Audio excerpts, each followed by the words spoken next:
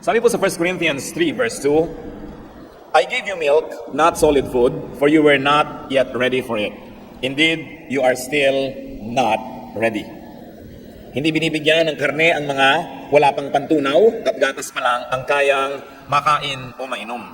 Hebrews 5:12-14. In fact, though by this time you ought to be teachers, you need someone to teach you the elementary truths of God's Word all over again. You need milk, not solid food. Anyone who lives on milk, being still an infant, is not acquainted with the teaching about righteousness. But solid food is for the mature, who by constant use have trained themselves to distinguish good from evil.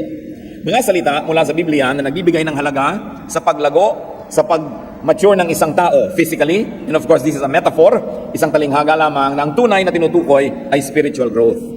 Maraming mga tao, matagal nang mga mananampalataya, matagal nang nag-aaral ng Biblia, pero hindi pa nila kaya ang mga katuroang medyo mahirap, hindi pa nila kaya ang mga katuroan na medyo complex, kaya puro basic na lang yun at yun. God wants His people to mature and to grow spiritually. But for that to happen, what we need is an open heart, and what we need is to really be ready for growth. At yan ang nangyayari po sa isang tunay na mananampalataya habang siya nabubuhay sa lupang ito, hindi siya tumitigil lumago sa kanyang pananalig. Ang ating pag-aaral, pinamagatan natin, how to grow spiritually. Paano ba lalago sa spiritual na paraan? Tunay naman naming Diyos, salamat po sapagkat nais nyo kaming lumago, sapagkat nais nyo kaming makaabot sa inyong kaluwalhatian, maabot ang inyong kamay, and you like to fellowship with us and to share many things with us that only maturity on our part will be able to appreciate. So we ask you, Lord, teach us how we can further mature, teach us how we can grow even more, so we can know more of you, we can enjoy more of you, and you can also enjoy us as your creation. Lead us, teach us, Father. In the name of Jesus, we ask for a simple message, and may you be the message giver. Thank you, in the name of our teacher, our friend, our healer, the Lord Jesus Christ. Amen. How can we grow spiritually? Marami na tayong alam dyan, dagdagan lang natin ang konting mga perspective at nang sa ganon, lalo na makilala natin ang Diyos. Tulad ng marami mga anak, na lubos nyo lang nakilala ang inyong magulang at nadagdagan ang inyong appreciation. Nung naging magulang na rin kayo, dahil nag-mature kayo, marami po na dapat malaman at ma-appreciate tungkol sa Diyos na hindi natin naaabot kung hindi tayo nagmamature. Kaya kailangan ng spiritual maturity. How to grow spiritually? First and foremost, we've got to understand and master the basics. Kailangan lubos nating nauunawa, alam ang pasikot-sikot ng mga fundamental na mga katuruan ng mga pasimulang bagay. Kung sa pag-aaral ng musika ay nagsisimula ka sa do, re, mi, kung western music yan, at sa pagbabasa ay ABC, dapat din naman sa Bible, alam mo yung mga basic na katuruan. At sa mga nagkakamali, ano ang sabi ng Panginoon sa Mark 12:24? Jesus replied, are you not in error because you do not know the scriptures or the power of God? Maraming nagkakamali sapagkat hindi nila alam ang scriptures, ang salita ng Diyos.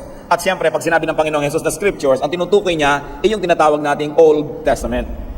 Dahil nung nagsasalita ang Panginoon, siya naglalakad, nagtuturo, hindi pa naman nasusulat at hindi pa nakocompile yung tinatawag nating New Testament. So whenever Jesus makes a reference to scripture, He means Old Testament. That's why it is very important. He says, you are in error because you don't understand the scriptures. Kailangan alam natin yan, hindi yan napalitan ng New Testament. Doon tumubo yung mga maraming katuruan ng New Testament at dapat ay sinusukat natin yung New Testament sa kaalaman natin doon sa Old, sapagkat doon nakasalalay at doon nakapatong yon at hindi mo mauunawaan ang anumang bagay doon kung hindi yon nakasalalay, kung hindi ang pundasyon ay yung mismong Old Testament. It's important to know the basics of the law, the prophets, and the wisdom literature, poetry, and all that. How else do we grow spiritually? Pursue higher and deeper learning.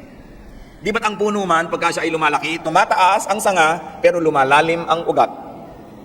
Hindi pwedeng taas ka lang ng taas ang sanga at hindi lalalim ang iyong ugat. Sa konting hangin, tumba ka. Hindi maaari siguro ganun kalalim ang ugat o nalampasan na ng lakas ng hangin yung lalim ng ugat niya. Pero yung mga tunay na malalalim at matitibay ang kapit, yun ay nakatayo pa rin. Yun ang mga nakikita yung survivor. Kaya mahalaga sa ating buhay na espiritual, lumalalim at tumataas ang pagkaunawa. Lumalalim sa salita ng Diyos, parang lupa na kinakapitan ng ating ugat at kinukuhanan ng mga katuruan at mga nutrients, at lumalaki naman ang application, ang mga naaabot ng application sa pamamagitan ng ating mga dahon. Mahalaga yan. So pursue higher and deeper learning. And in Hebrews 6:1-2, napakalinaw ng sabi diyan, therefore, let us leave the elementary teachings about Christ and go on to maturity. In fact, kung bubuin niyo yung mga kasunod ng mga verses nito, sinasabi, let us leave the elementary teachings about baptisms, about the laying on of hands, about being raised from the dead, and about future judgment. Yan ay mga basic things. Dapat lumalampas ka dyan, at may iba pa't napakarami pang ibang dapat pag-aralan sa buhay. But how do you leave the elementary teachings? That means leaving your comfort zone. Paano ka tataas kung ikaw ay afraid of heights? Paano ka susuot sa lupa kung ikaw may claustrophobia? Paano iiwan ang mga dati na't nasa ulot na kabisa at komportable na tayong mga turo kung ayaw natin na mahirapan ang ating isip, ang ating loob? Because whenever you leave something, you leave a comfort zone. Sanay ka na ron, ayaw mo nang iwan yon.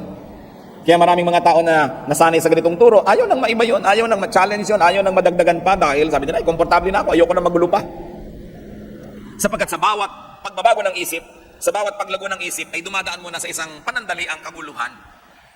Kasi meron ka ng tahimik ka ng pinaniniwala at niyaya ka, pagkatapos lalaki ka mula doon, merong transition period, aalis ka mula sa dati at lilipat ka doon sa bagong level, mahirap yon. Para rin na ikaw ay sanay ka na sa isang maliit na bahay, lilipat ka sa malaki, kung tamad ka, ayaw mo nang lumipat dahil buhatan na naman, balutan, hirap yan. Parang nasanay ka na sa ganitong recipe, may nagtuturo sa'yo ng iba, ayaw mo na akong guluhin, tama na ako dito. Ito yung mga isip na hindi lalago. At maging sa mga bagay pong espiritual at relihiyosong mga bagay, merong nalalaman mo dahil milk pa lang ang itinakain sa'yo, pero darating ang panahon that you will have to eat meat, and you will have to not really live what you learned, but to appreciate another form and another manifestation of that truth. Naiiba yung level.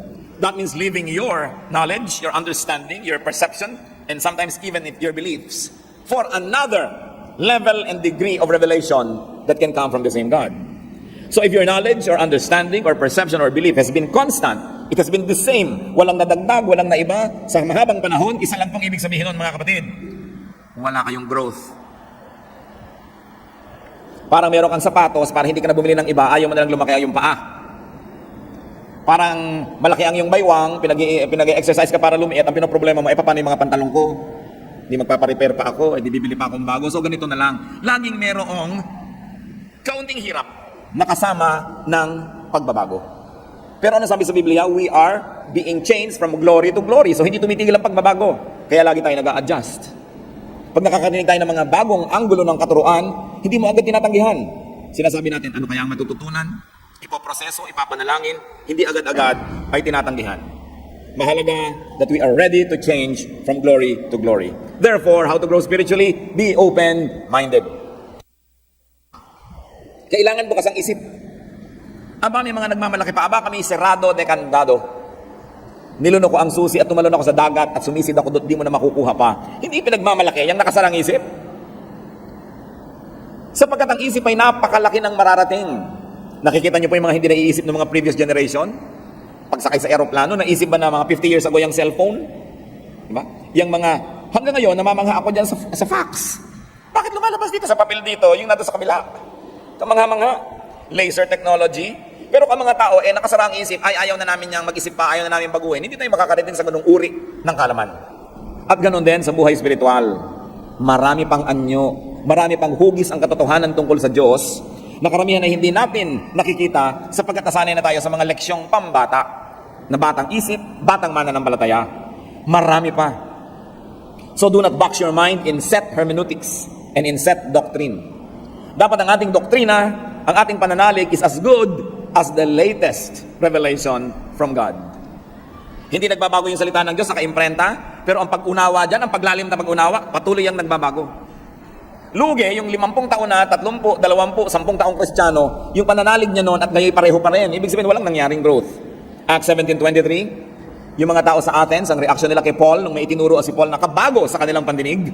When they heard about the resurrection of the dead, some of them sneered. Pinagtawanan nila. But others said, we want to hear you again on this subject. Hindi sanay ang mga Griego sa ganitong mga katuruan. Bagamat napakarami na nilang alam sa kanilang kabihasnan. Kaya nung narinig nila si Paul, may mga nagtawa at hindi na bumalik, at may mga bumalik pat nag-aral pa, yun ang nakinabang sa katuruan. So do not readily close your mind, do not readily reject a new sounding idea. Walang bagong ideya mula nung nilikha ng Diyos ang sandaigdigan. Meron lang new sounding. Bago lang dahil hindi pa natin nakasalamuha at nakita, pero hindi ibig sabihin bagong ideya yon. Hindi rin po natin dapat ipagtanggol sobra ang katotohanan na akala mo maipagtatanggol mo yan sa pamamagitan ng pagsasara ng iyong mata at ng iyong tainga at baka maiba pa. Sapagkat ang tunay na katotohanan na nagmumula sa Diyos ay lalong magniningning habang ito ay sinisikap takpan ng mga kasinungalingan. You must never protect the truth because the truth has a way of protecting itself because the truth is eternal. We should be ready to be challenged. At kung hindi natin maipagtanggol ang ating pananalig, ibig sabihin nun ay napakababaw ng ating pangunawa. Kaya huwag mo na akong turuan, ayoko nang malito pa. Hindi yan progressive way to deal with spirituality. What is important, if you really like to grow, brothers and sisters, advertise your openness to potential teachers. Alam niyo po, maraming mga guro, sa aking kuro-kuro, na malayo na rin ang narating ng kanilang espiritu. Malayo na ang narating ng kanilang kaalaman tungkol sa Diyos. Subalit, nangangamba silang ituro ito sa mga tao dahil baka mapagkamalan silang naging kulto. Nangangamba sila na mapagkamalan na tumatalikod sa Diyos. So, hindi na lang nila itinuturo. Lalo pa sila ay mga swelduhan ng mga teacher, lalo pa sila ay mga preachers na umaasa sa tulong at bigay, ang nangyayari tuloy, nawawalan sila ng tapang na magturo ng mga naaabot nilang mga kaalaman.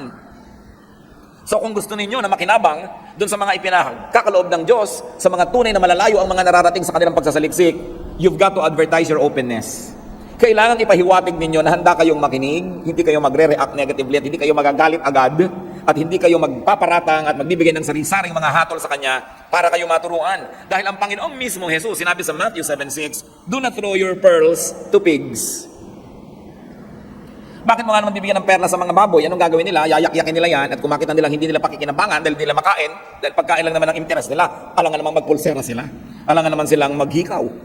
At kung nakita nilang hindi nila papakinabangan ng sikmura nila yan, babalikan ka at buong bangis ka nilang sasalakayin. Sabi niya, do not throw your pearls before swine because they will trample upon it, turn back, and attack you. At yan po ang panganib na sinusuong ng mga marurunong pag nagtuturo sa mga mangmang.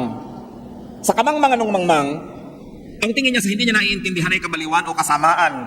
At ang gagawin niya sa nagtuturo, mamasamain niya at kanyang lulusubin yung nagtuturo. So if you really want to be taught, put it across to possible and potential teachers that you have an open mind. That you are not swine. That you will not trample upon the pearl being given you and then attack the teacher. So be willing to get out of boxes. Be willing to develop and to shift beliefs and paradigms. Kailangan handa tayo na kumambyo. Alangan namang nagdadrive ka, pasok ka sa primera, hindi ka na umalis doon hanggang makarating ka sa Tarlac. Kailangan magsisegunda ka, magtetersera ka, at kung may kwarta pa yan, kwarta. Kung umaakyat ka, magdudual ka pa. Kasi kumakambyo ang buhay, hindi pwedeng ganun ng ganun. At ganun din sa pananalig. Yun po mga simpleng maunawaan na pangyayari at mga halimbawa sa ating buhay ay susi para buksan ang mas mga masalimuot na mga usaping espiritual. So kung simple ang pagkambyo, nakikita mo agad, madaling makita, yan ay may katotohanan din sa spiritual world. Kumakambyo ka rin sa iyong spiritual life. Yung mga madaling makita, dapat yan ay pinto lang para mapasok mo yung mahirap na makita. Therefore, it is important if you're going to grow that you do not be dogmatic. Pinagmamalaki pa ng iba, dogmatic kami. Anong mapapala ng dogmatic? Isinara mo na yung isip mo? Sasalakayin mo ang hindi mo kakampi o sumasalungat sa'yo? Mamasamain mo, didemonizing mo ang may ibang pananalig? So you're advertising the negative, and that is that you are not ready to learn. Nalulungkot po ako, sa totoo, pagka malayo ang mga nararating kong mga lugar, tapos may nakikita kong isang karatula ng isang kongregasyon. Dahil salamat, darating ng Biblia ang lugar na ito, pero yung dumapo sa kanila mga teacher, sobrang mga dogmatic. Habang matuturuan sila tungkol kay Jesus, ang dami rin kakambal na turo tungkol sa mga huwag tong gawin, hindi yan pwedeng gawin, hindi yan pwedeng isuot, hindi yan pwedeng kumipot ang utak at mundo ng dinapuan nila. Kaya kasiyahan ng nadarama ko, pag nakikita ko may mission pala doon yung grupo na yon, buti naman nakarating yung Biblia, pero kalungkutan din, dahil ang gagawin nila sa mga bawat nila ma-convert, pakikitirin nila ang isip. Tayo lang ang tama, tayo lang ang totoo, lahat mali. So magiging self-righteous, magiging mga hambog, at magiging separatists from the other members of the body of Christ. Kaya lungkot at saya, sa halip sanang puro saya na lang dahil salamat narating sila. But what is good about being dogmatic? Because dogmatism is also characterized by self-righteousness and judgmentalism. At pag ang isang tao dogmatic, ibig sabihin, sobra ang pananalig niya sa kanyang pinananaligan at wala na siyang ibang ito-tolerate na iba pa, they destroy friendships. Kaya kung minsan magkaibigan kayo, nung pareho kayo hindi pa nagba-Bible, tapos napunta ka sa isang grupo, siya napunta sa dogmatic, mamaya hindi mo na yung kaibigan. Hindi ka na niyan papasyalan, hindi ka na niyan babatiin kasi naging dogmatic siya. Dahil ikaw ay compromiser, siya ay pure. Dahil ikaw ay mabuti at siya ay masama. So these dogmatic people not only destroys friendships, they also make enemies. At mahirap kaibigan ang ganito na believer. Sapagkat ang kanilang pakikipagkaibigan ay may kondisyon. Habang agree ka sa kanilang doktrina, magkaibigan kayo, pero pag hindi na, kaaway ka na niya. Mahirap madapuan ng ganitong uri ng sakit, yung dogmatism. How else can you grow spiritually? Pagka ikay dogmatic, hindi ka na makikinig sa iba. Pagbabawalan ka makinig sa radyo, pagbabawalan kang manood ng TV, pagbabawalan kang umaten ng ganong fellowship, merong speaker sa luneta, hindi ka pwedeng umaten, hindi ka pwedeng makisali dahil kayo ay separatist. So, kikipot ka dahil siya na lang ang napapakinggan mo, wala na't yun na lang at yun. O asosasyon nila, mga 5 o 3 sila sa asosasyon. Sila na lang nang sila. At yun na lang nang yun ang katuruan, so ang mangyayari, liliit ang pananaw. How do you grow spiritually? Go with seekers. Go with thinkers. Because once more, the truth does not need protection. The truth is so powerful that it will always prevail. Luke 2:46-47, ano po ang ginawa ng batang si Jesus? After 3 days, they found him in the temple courts, sitting among the teachers, listening to them and asking them questions. Mga kapatid, wala na yatang hihigit pa na sobrang nagbibigay ng kasiyahan at bunga sa panahon na ginugugol mo na ang kausap mo yung mga marurunong. Yung higit na marunong sa'yo. Ay, napakasarap kung ang higit na marunong sa'yo ang kayong kausap. Tapos you learn how to listen, katulad ng ginawa ng Panginoon. Listening to them. Asking them questions. Kasi pag ikaw ang nagtatanong at nakikinig, pag nag-uwian kayo, ikaw ang may uwi. Uwi-uwi mo yung sagot, uwi-uwi mo yung nadinig mo. Yung nagbigay, yung sumagot, yung nagtalumpati, walang uwi yung kundi malat na lalamunan. Walang nadagdag sa kanya, wala siyang napala. So dapat marunong tayong makinig. At marunong tayong magtanong. Hindi yung tanong na challenge. Hindi yung tanong na gustong gipitin mo lamang yung tinatanong mo, kundi tanong na talagang naghahanap ng kasagutan. At alam mo yung tunay na naghahanap? Pag sinasagot mo na, tahimik siya. Hindi nag-iisip na naman ng ibang tanong, at hindi ka pa tapos, nagtatanong uli, ibig sabihin, nagpapasikat lang yon. Nanggugulo lang yon. So nakikinig ang Panginoon doon sa mga senior, yung mga matatandang mga scribes and teachers. At sa verse 47, everyone who heard him was amazed at his understanding and his answers. So natatanong din siya, at nakikipagsagutan naman siya, give and take. Isa yan sa pinakamagagandang investment sa buhay, mga kapatid.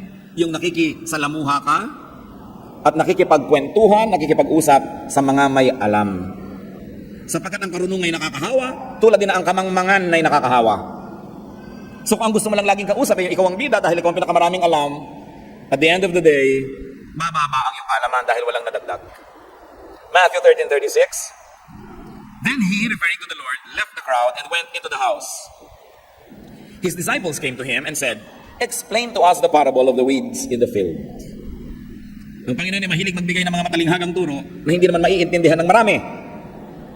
Yung mga nagdudunong-dunungan, ayaw ipahalatang di nila naintindihan, so uuwi na sila na mukhang marunong, pero ang totoo ay magiging manghabang buhay. Pero yung tunay na naghahanap, kinikilala nila ang kamangmangan, sa bilang hindi po namin naintindihan, pwede bang ipakipaliwanag at ipapaliwanag sa kanila?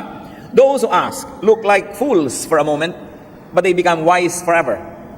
Those who don't ask look wise for a moment, but they remain fools for life. Kaya ang gagawin ng Panginoon, dahil ito yung mga masigasig, tuturuan niya. Sapagkat sa pamimili niya at pagsasala ng mga pagbibigyan niya ng mga mahalagang katuruan, kuminsan nagbibigay siya ng mga talinghaga at tas aalis siya sapagkat yun lang mapagpakumbaba ang susunod-sunod at bubuntot-buntot at magtatanong, ano pong kahulugan? Uupo ngayon siya and with a little group will continue to explain. Sapagkat ginagantimpalaan ang tunay na naghahanap. Ngayon, baliktarin nyo yan. Go with the dogmatic. Go with the opinionated and the self-righteous. The self-congratulating and self-promoting religious people. What will happen is the reverse. Liliit ang inyong isip, liliit ang inyong mundo, tinitiyak ko sa inyo, at mapupuno kayo ng yabang at galit sa kapwa. Yan ang bunga ng dogmatism. Another way to grow spiritually is to find the master. Kailangan ating matagpuan ang Panginoon. And to find a master, a little m master, meaning a teacher. People who are a higher plane of consciousness are important people to meet and to exchange ideas with. Nakita niyo po na ang Panginoong Hesus ay nagtuturo sa bahay ng magkapatid na Mary at Martha? Luke 10:39. Mary sat at the Lord's feet, listening to what He said. Hindi madali para sa isang babaeng tulad ni Maria na maupo sa paanan ni Jesus. Sapagkat noong panahon na yon, sa panahon nila, pag may nagtuturo, mga lalaki lang ang makikinig. At lalo't lalaki yung nagtuturo, mga lalaki ang karamihan ng nakaumpok doon, ang babae, talsik, punta sa kusina, gumawa ng turon. At iyon ang ginawa ni Martha. Yung tama, yung dapat, yung usual, nung magtuturuan na, pumunta na siya sa kusina. At sapagkat hindi niya maunawa kung bakit ang kanyang kapatid ay nanatili kasama ang mga lalaki, magiging disciple din ba ito? Matuturuan ito? Sabi niya, Lord, hindi ba kayo nababagabag na yung babaeng yan nandyan? Sabihin niyo, sumama sa kusina, where we belong. At ano sinabi ng Panginoon? She has chosen the better portion, it will not be taken from her. Ibig sabihin, minabuti ng Panginoon ang babaeng ito, lumalabas sa kanyang usual role, lumalabas siya doon sa box ng dapat kalagyan, ayon sa kaugalian, sapagkat yun lang ang magpapalaya sa kanyang isip upang lumawak ito at lumaki. So, while Mary was learning at the feet of Jesus, Martha was in the kitchen. Literally and probably spiritually. Hindi natin minamasama na mahilig siyang maglingkod, pero sayang yung pagkakataon kasi hindi naman laging nandyan si Jesus para magturo. Naglabas ka na lang sana ng bukayo o skyflakes. Huwag ka nang maghanda ng kung ano-ano pa at intindihin mo yung pag-aaral. Pero yan, minabuti ng Panginoon. You have to get out of the box, whatever that box is, if you really like to learn. Maybe your box is your schedule, maybe your box is finances, maybe it is household chores or whatever is keeping you, you've got to get out of it if you really like to learn. John 6:68, Simon Peter answered him, Lord, to whom shall we go? You have the words of eternal life. So kanino ka pa nga naman pupunta? You have to find the master. Or the little M masters who have become teachers also. Acts 2:37. When the people heard this, they were cut to the heart and said to Peter and the other apostles, Brothers, what shall we do? Nakita niyo po, kinilala nila si Peter na isang mangmang na manging isda. Walang theological education, hindi nagpunta sa Bible school. Tinanong siya ng mga tao, ano pong dapat namin gawin? Ibig sabihin now, they were finding a master, a letter M, a small m. Mga tao na higit sa kapwa-tao ang alam. Hinahanap din natin sila, tinatanong at pinakikinggan. At mahalaga yung sabi sa Matthew 7:20, by their fruit you will recognize them. Bago naman kayo mag-recognize at sumunod na sumunod, tingnan nyo muna kung may fruit. At ang pinakamabisang fruit na dapat makita sa isang mangangaral, hindi yung galing magsalita, hindi rin yung personal na buhay niya, bagamat importante yun. Ang tunay na fruit, anong nangyayari sa inyong puso pag natuturuan niya kayo? Yun ang fruit, na walang ibang magsasabi sa inyo kung tama ang fruit o hindi. Do we get comforted when we need comfort? And do we get bothered when we have to be bothered? Yun ang talagang godly teacher. Because the Word of God must comfort the afflicted and afflict the comfortable. So anong bunga sa inyong buhay ng katuruan at ng pagtuturo? Doon nyo ngayon malalaman kung tunay nga ba na isinugo sa inyo ng Diyos ang isang mangangaral. Hindi sa talumpati, hindi sa husay, hindi sa itsura. Bagamat nakakatulong yun. Hindi rin sa kanyang personal testimony, bagamat up to a point, importante. Pero ang mahalaga, anong talab sa inyo ng ministry niya? Yun ang bunga na dapat ay hinahanap. At ang pangako naman, Matthew 7:7-8. Ask, and it will be given to you. Seek, and you will find. Knock, and the door will be open to you. For everyone who asks, receives. He who seeks, finds. To him who knocks, the door will be open. Meron akong gustong itanong sa inyo, mga kapatid. Siguradong napakarami nyo nang naidasal sa Diyos. Nahiling, nahingi. Nahingi nyo na ba na magpakilala siya sa inyo? Yung lampas at higit sa Christmas card. Yung lampas at higit sa nakikita natin sa mga bilin. Sa mga magagandang greeting cards. Yung lampas at higit sa itinuturo ng pulpito. O ng Sunday school, ng Bible study, o ng Bible school. Nahingi nyo na ba sa Diyos na magpakilala sa inyo? Hingin nyo. Sabi, ask, and it will be given you.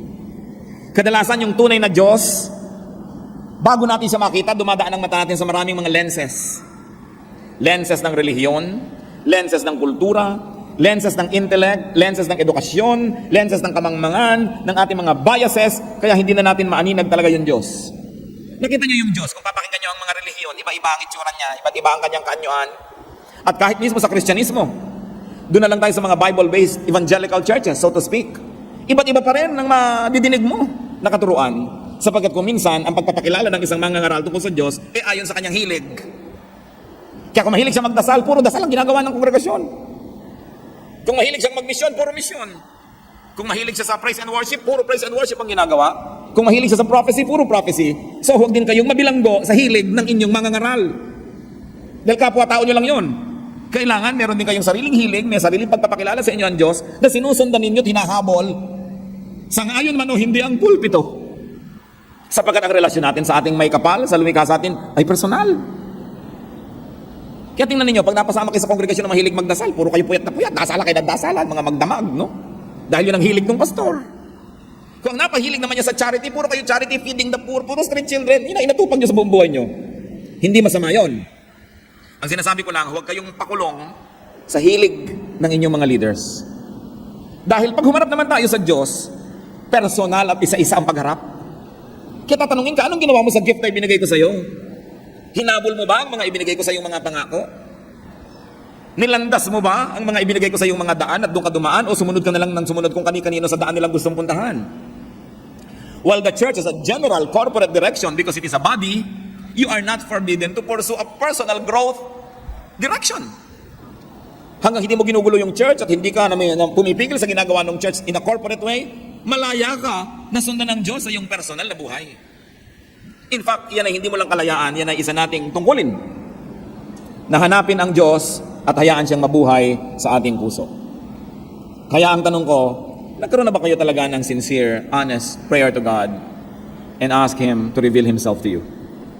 Diyos ko, sino po ba talaga kayo? Ano po ba talaga gusto nyo? Baka gusto lang naman ng pastor namin yung nadidinig namin. Yung ba talaga ang gusto nyo? Ito ba talaga ang turo nyo? O ito lamang ang statement of faith ng Bible School na pinanggalingan ng aming preacher? Nakakahon po ba kami sa kahon ng iba? O talaga bang diretsong itong kagustuhan nyo ang nalalaman namin? O nasasala? Kami ba'y minamanipulate ng relihiyon? Kami ba ay minamaniobrot pinapalikon sa kaliwat kanan dahil yun ang mabuti para sa organisasyon? O yung ba ang mabuti para sa amin? Kami ba'y mga spare part lamang ng makina ng church na dapat mag-function ang mag-function? O end users din kami na minamahal mo? Ano ba talaga kami? Sino ba kayo? Yan ang mga magagandang mga panalangin. Inibigyan mo po kami ng kotse, matanggap na pa sa trabaho ang aking anak, may magbigay sana ng pera dahil nasira ang aming bubong. Well, all of these are nice, but they are not the big issues of life. Because what is not important 10,000 years from now is not really important. What is not important when you face God is not really important. Anong mahalaga? Makilala natin siya. Maraming mga tatay hindi nakikilala ng kanilang anak. Malaki sana ang maitutulong ng ina kung ipakikilala ng ina na mabuti ang tatay. Halimbawa, malayo ang mga anak sa tatay, yung nanay nagsasabing, lumapit kayo sa aman nyo, mabait yan. Angil-angil lang yan, pero hindi yan totoo, hanggang ganun lang yun. Sige, lumapit kayo. Diba? Kasi kung ipinakikilala mong mabuti, magkikilala eh. Meron kang isang kapatid na malayo sa ibang kapatid, pero dahil ang nanay mo, magaling siyang magpakilala, hindi ganyan ang kapatid nyo, kasi ganito lang talaga siya, nakikilala mo. Huwag kayong umasa sa pagpapakilala ng Diyos sa inyo ng pulpito. Dahil malay nyo, may limitasyon yun. Kilalanin nyo ang Diyos, diretsahan, sapagkat available siya. Huwag kayong dumaan kung kani-kanino. Bagamat nakakatulong sa karagdagan nating pagkilala at kaalaman yung dumadaan sa mga nag-aral, naghanda, mga nag-review, pero huwag kayong umasa na lang sa kanila. Kaya ang mga malalaking tao ay may mga press corps, meron silang mga spokesperson, dahil yun ang nakakapagpahugis kung paano sila ipakikilala, kung paano sila ipepresent. Karamihan naman, hindi yun ang totoo, kundi media manipulation lang pala yun. Yun pala ay image lang at hindi reality. So, sino ang Diyos?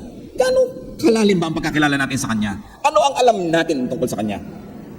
Liban sa sinasabi sa atin ng mga nagtatalumpati at nangangaral. Alam niyo po ang isa sa mga pinakamahalagang paglalakbay ng tao. Siyempre, pag maglalakbay, may pupuntahan. Ang pinakamahalagang paglalakbay, yung makilala mo ang Diyos. Yung papunta ka sa Kanya, palapit ka ng palapit sa Kanya. Maraming mga hadlang dyan. Kumisang relihiyon pa yung hadlang. No? Dahil misrepresented. Maraming mga tao nagtatago sa likod ng pangalan ng Diyos para magsamantala sa kapwa. Para manghuthot sa kapwa. Maraming mga tao nag-a-abuse in the name of God. So, hindi mo makikilala ang Diyos kung aasa ka doon. Kailangan ng sariling pagsisikap. At ang pangako ng Matthew 7:7-8, sino mang nagtatanong ay sasagutin. Sino mang kumakatok ay pagbubuksan. At sino mang naghahanap ay pagbibigyan, pagpapakitaan, tuturuan, pagkakalooban. Kanya-kanyang sikap. Huwag niyong iasa sa iba. Lalo yung personal na pagkakilala sa Diyos. Pero, kung kayo mangangahas na magtanong at humiling sa Diyos na magpakilala siya, dapat handa kayo to deconstruct your other religious ideas about God when God really reveals Himself to you. Because most of the things that are in our minds were put there by religion. Sometimes well-meaning, sometimes not. Kaya handa ba kayo na makilala talaga ang Diyos? Another way to grow spiritually is to be discreet with special knowledge. Ang Diyos naman kasi, kung handa ka, tinuturuan ka, kung open ang iyong mind, dahil open, may papasok na karunungan. Pero hindi lahat ng karunungan na ito ay para sa bala na, para sa kahit kanino na lang. Because there's really uncommon and sometimes hidden knowledge. Marami, maging si Jesus. Marami siyang misteryo. Habang sinabi niya, pag mananalangin kayo, iksian nyo, di ba? Pero bakit minsan magdamag siyang nananalangin? Tapos sinabi niya, pag mananalangin kayo, magkulong kayo sa kwarto nyo. So ine-encourage niya yung personal na pakikipagniig sa Diyos. Ano kaya mga ipinanalangin niya, yung magdamag? Ano kaya yun? Hindi natin alam. Pero subukan yung manalangin ng ganon. Walang agenda, walang hinihiling, walang hinihingi. Nakikinig lang kayo sa tinig ng Diyos. You will have a glimpse. You will have a clue as to what it means to really pray in spirit and to pray alone. Well, it is good to pray with your fellow believers, but it must never replace personal prayer. At yung personal prayer na hindi lang binasa nyo sa inyong devotional guide, na 1 minute with God every day, parang gano'n na lang. Pati babasahin nyo nakalagay doon, yung isusulat nyo nakalagay doon, yung conclusion nakalagay na rin doon. Anong napalan nyo? Diba? Para lang tayong elepanting tumuntong sa bola. Para hindi mo na kailangan ng utak mo para gawin yun eh. Kailangan mo lang nasanay ka tinrain. Pero yung mananalangin ng walang agenda, so that it is the agenda of God that will prevail, that is an experience. Yung panalangin na walang performance dahil nag-iisa ka lang, hindi mo kailangang habaan kung hindi na kailangan, hindi mo kailangang iksian kung kailangang iksian, dahil wala ka naman pinangingimi ang tao. So kadalasan nga, mahirap pa yung may kasama kang nananalangin. Dahil kailangan maintindihan pa nila, Diyos ko, ang aking pong nanay nasa ospital, o-operahan po siya bukas, kailangan po niya ng dugo. Gusto kong tapit. Teka nga, bakit mo sinasabi yan sa Diyos? Di ba alam ng Diyos yan? Oo nga, alam ng Diyos, pero hindi alam ng mga kapatiran. Pues sabihin mo na sa kanila bago ka manalangin para alam nila yung background. Dahil sino ba talaga kausap mo? Ang kapatiran o ang Diyos? Nakakalito ka. Kaya yung public prayer, marami yan pitfalls, maraming danger because sometimes it becomes performance. At may mga mananalangin pa, pag manalangin, oh, Mang Diyos, bakit naiiba yung boses pag mananalangin? Ulingin mo kami mga panalangin. Bakit drama itong nagdadasal na ito? Hindi naman talaga ganun magdasal. So, arte. So, kung gusto niyo maging totoong-totoo mga kapatid, manalangin kayo mag-isa. Sapagkat yung totoong-totoo sa atin ang nakalulugod sa Diyos. Develop a very personal prayer life and be discreet if you have special knowledge. Kung may ipinahihiwatig sa inyo ang Diyos, huwag nyo lagi na lamang ipinababalantra sa buong mundo para na lang masabi kayong special. Kasi sabi nga niya, do not give to dogs what is holy. May mga bagay na hindi inuungkat. Kahit sa pamilya natin, yung ginawa ng isang member, hindi naman natin lagi inuungkat sa iba. Some things are too sacred to mention. And our relationship with God has a lot of sacred elements. Sabi sa Matthew 7:6, do not give dogs what is sacred. Pagka meron kayong bagong kaalaman, isang bagong ideya, isang bagong pananaw, hindi nyo agad-agad yan na ina-advertise, hindi nyo agad-agad na pinalapalulun sa iba. Kasi hindi sila handa. It takes a spiritual preparedness for spiritual things. Therefore, do not quarrel about doctrines. Wala pang nagdebate tungkol sa doktrina ang nagkasundo. Wala pang nagdebate at nag-away tungkol sa mga katuruan ang may isang, ay, oo nga, tama ka sister, mali ako. Wala pa nagganon. Kasi tuwing may debate, ang gusto ng magkabilang panig yung manalo. Therefore, kahit may punto ka at masarap paniwalaan, i-ignore nila yon dahil pag naniwala sila sa'yo, panalo ka. So, walang nararating ang quarrels. Kung may pananalig kayo at hindi ka na ng pananalig ng inyong kapwa, manahimik kayo. Sapagkat kahit anong pagpilit mo, tatanggihan din niya yan dahil gusto ka niya i-convert tulad ng gusto mo siya i-convert. Walang mararating. Sapagkat kung gusto nang ipagkaloob sa kanya ng Diyos ang ipinagkaloob sa iyo, mahirap ba sa Diyos na gawin yon? Kailangan ba ng Diyos ng iyong tulong para gawin yon?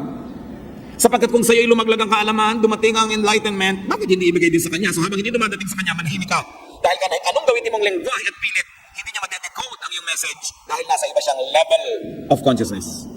Parang AM at FM radio station na nag-uusap, hindi pwede magkaiba ang frequency. So, knowledge about spiritual things is also indicative of spiritual condition. And unless that spiritual condition is met, no amount of knowledgeable explanation will help. 1 Timothy 1:3-4, as I urged you when I went into Macedonia, stay there in Ephesus so that you may command certain men not to teach false doctrines any longer, nor to devote themselves to myths and endless genealogies. These promote controversies rather than God's work, which is by faith. Kahit sa isa pong kongregasyon, isang church, minsan iba-iba pananaw ng mga tao about the same thing. Iba ang pananaw mo tungkol sa Lord's Supper, iba ang pananaw mo tungkol sa baptism, iba ang pananaw mo tungkol dito, iba. Kung may 10 tao, siguro 10 o 8 pananaw yan. Kaya may leader. Ano ba ibig sabihin ng leader? I am going there, those who like to go there, follow me. And if you agree with your leader, mga 70 to 80%, manahimik ka na doon sa 80 at huwag mo nang guluhin ang mundo doon sa 20 na hindi ka sangayon. Kasi kapwa mo, meron ding 20 hindi sang-ayon, may 15 na hindi sang-ayon, so guguluhin nyo ang buo yung kongregasyon. Ngayon, kung talagang yan ay mahalaga at ipinagkaloob sa inyo ng Diyos, mahirap bang ipagkaloob din sa iba?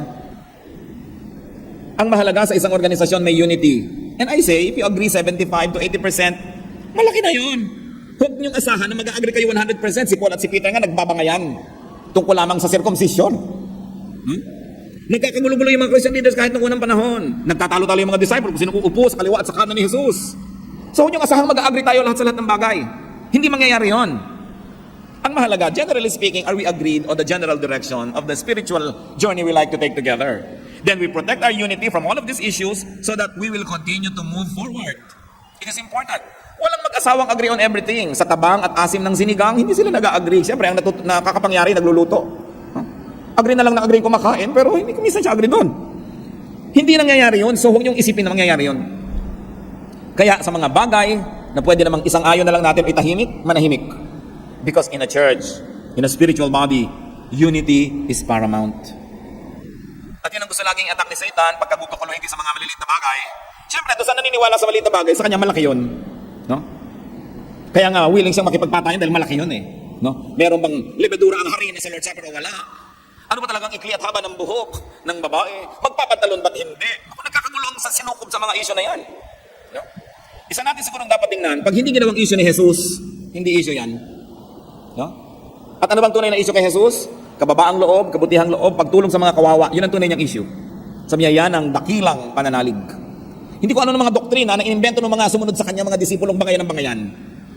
Ano ba talaga ang turo ni Jesus? Anong minalaki niya, malakihin natin. Anong di niya pinansin, hindi siguro din dapat pinagpapapansin.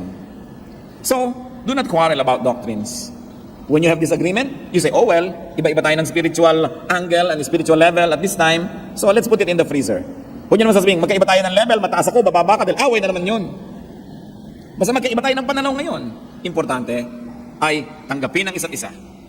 How else can we grow? Meditate. Sabi sa Psalm, on your law I meditate day and night. Hindi sapat na nakinig kasi listening yun. Hindi sapat na nagbasa, reading yun. Iba yung meditation. Nananahimik lang tayo at hinahayaan nating akayin tayo ng Espiritu ng Diyos kung saan tayo gustong dalhin sa ating pag-iisip. Ihayag ang gusto niyang ihayag, ipaliwanag ang gusto niyang ipaliwanag. Siya ang nasusunod sa meditation, hindi tayo. Sa reading, yung mata natin, kung saan mo dalhin, yan ang binabasa. Sa listening, kung kanino mo ituon ang tenga mo. So, sa meditation, you let the Spirit of God lead you. Kaya napakahalaga po sa spiritual growth yung meditation. Dahil diyan ibinubunyag yung mga hindi natin sukat akalaing maintindihan pala natin, hayaan natin ang Espiritu ng Diyos. Psalm 119:27. Let me understand the teaching of your precepts. Then I will meditate on your wonders. Psalm 37:7. Be still before the Lord and wait patiently for Him. Be still. Be quiet. And let God speak to you.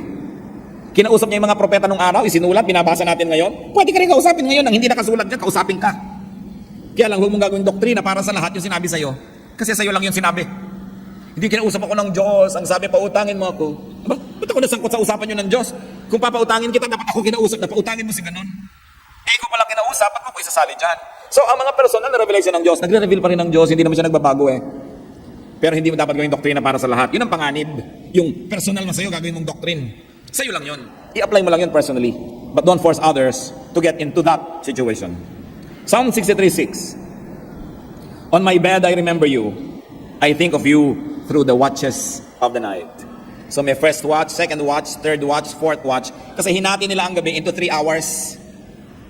So 3 times 4, yun yung 12 hours of the night. Kaya may mga fourth watch, ibig sabihin mag-uumaga na, ayan na, tapos ang paghihintay. So marami mga watches of the night. So sabi niya, I think of you through the watches of the night. Yung talagang iniisip mo ang Diyos, nakikipagniig ka sa Kanya, wala nang hihigit pa na purong-purong kasiyahan kaysa sa pakikipagniig sa Diyos. At yun ang dapat nating hindi nababaliwala. It's different to attend church, it's different to go to a Bible study, it's different to praise and worship, and it's different to meditate. Kasama dapat yan sa ating buhay spiritual. And finally, among the few that we like to talk about today and how to grow spiritually, live out new knowledge. Ipamuhay ang nalalaman. Incarnate new understanding. Because it is in the mind, it must find its realization in the physical world. So you have to do what you know. You are what you know. What you know must become what you are. Operationalize new realizations. Meron ka palang naintindihan, naunawaan, paano mo gagawing totoo ito sa iyong buhay? Practice spirituality. Because then and only then can it be shared with others not through the mind, but through your practice and example. James 1:22, do not merely listen to the word and so deceive yourselves. Do what it says. And when you operationalize your understanding, this will open new doors for more understanding and more enlightenment. Pag yung naabot ng ating isip, ipinamuhay natin, humahanda tayong umabot sa iba pa na mas mataas. Sapagkat kung may naiisip ka, hindi mo naman sinusunod ang ginagawa hanggat nung ka na lang. Pag ginawa mo yun, tsaka ka tumaas para maabot mo uli ay ibang isipin. At pag ginawa mo na naman yun, tataas ka ng tataas. And that is how you change from glory to glory. Many of us do not grow spiritually because we do not practice what we know. Alam natin, pero hindi natin ginagawa. Alam mong dapat ka magpakumbaba, hindi mo naman ginagawa. Alam mong dapat ka makipagkasundo sa nakikipagkagalit sa'yo, hindi mo naman ginagawa. So hindi ka nalalampas sa alam na yon. Kasi pag yung alam mo, ginawa mo, tataas ang iyong kalagayan. May iba ka pang malalaman uli na pag ginawa mo, tataas uli ang iyong kalagayan. Sa pagsunod sa kaalaman, doon tumataas ang ating level ng spirituality. It is in obedience. That's why the Bible places a lot of premium on obedience. Not on what you know, but on what you do with your daily life. At totoo naman, marami tayong mga alam, hindi naman natin ginagawa. Pag hindi mo ginawa yon, walang bago kang malalaman. Gawin mo muna yon para may bago kang malaman. At pag sinunod mo na naman yon, may bago kang uling malalaman because life is about changing from glory to glory. So do not strive for just religious knowledge. Do not strive for just doctrinal mastery. Strive for spiritual growth, which means godliness, which means godlikeness. Ang tunay na paglagong espiritual ay ang pagbabalik sa wangis ng Diyos na nasira dahil sa kasalanan. Ang tunay na spiritual na tao ay hindi nakukuha sa dami ng alam at sa galing makipagtalo. Ito'y kababanagan siya ng wangis ng Diyos. True spirituality is not about religious knowledge. It is about being more and more like the essence of God. Because our spirituality is supposed to transport us back to the image that was lost in the Garden of Eden. Therefore, true spiritual growth is to become more and more like God. Kaya hindi pwede ang mga mahilig makipagtalo at makipag-away dahil hindi trabaho ng Diyos yung ganyang mga bagay. 2 Corinthians 3:18, and we are being transformed into His likeness with ever-increasing glory, which comes from the Lord, who is the Spirit. Transformation is what is important, not information, not knowledge. Transformation. Being what you know. Doing what you preach. Being the truth, not just knowing the truth. Incarnating an idea into real life, into physical life. And of course, this growth leads to love and to loving kindness. And it grows to peace and serenity. Ano ang ending ng spiritual growth? Godlikeness, love, peace, serenity. Kung hindi tayo doon nagwawakas, ibig sabihin hindi tayo nag-grow spiritually. Maybe we only become better informed, more knowledgeable, but not really more spiritual. Ang wakas niyan, peace. Hindi ka nabubuhay sa takot, hindi ka nananakot, hindi ka nakikipagbangayan, payapa ang iyong loob. Meanwhile, misguided religious knowledge usually leads to confusion, to power play, to self-righteousness, and to trouble. Sabi sa 1 Corinthians 1:12, what I mean is this. One of you says, I follow Paul, another I follow Apollos, another I follow Cephas, still another I follow Christ. Sabi, hindi yan ang tunay na spiritual journey. Competition ang tawag dyan. 1 Corinthians 3:4, for one says, when one says, I follow Paul, and another I follow Apollos, are you not mere men? Unawain natin ito. Pag hiwa-hiwalay kayo watak-watak at nagko-kompetisyon, di ba tao lang kayo? So ano palang ina-expect sa atin? Lumampas sa pagiging tao lamang. Bumalik sa wangis ng Diyos. Mahigitan ang pagiging tao lamang. Transcend being just mere men or women. Grow beyond religious issues. Fly above the clouds. Grow. And for this to happen, you have to be ready for different perspectives, for metamorphosis. But it will end in peace. Kasi ganun lang yun. Merong kang thesis, merong antithesis, nagbabangayan, pero sandali lang yun, then magkakaroon kang synthesis. You will have wholeness, and you will have peace. How much do we know God? How spiritual are we? Hindi tinatanong how religious. How spiritual? How much do we reflect God in our being? Aming Diyos, salamat sa mga paalala nyo. Salamat po na maaari kaming magbulay-bulay at ilagay ang aming sarili sa isang lugar na maaari kami magsukat kahit paano. At ang malaman namin kung kami ay spiritual o relihiyoso lamang. Ituro nyo sa amin, Panginoon, ang mga dapat namin gawin. Gustong-gusto namin kayong makilala. Turuan nyo kami maging bukas ang isip. Turuan nyo kami, Panginoong, makinig. Turuan nyo kami magsala ng mga mali. Teach us right from wrong so we can be more and more like you. Magbulay-bulay tayo mga kapatid sa ilang saglit ng tahimik na pananalangin at siyasatin ninyo sa inyong puso kung ano ba ang spiritualidad natin. Saan ba tayo nakatayo? At kung meron tayong naunawaan, ipinaunawa ng Espiritu ng Diyos, hilingin natin sa Kanya na tuloy-tuluyan niya tayong turuan. Kung may nakita nating maling hakbang, maybe a weakness or a mistake, backtrack and ask God to lead us.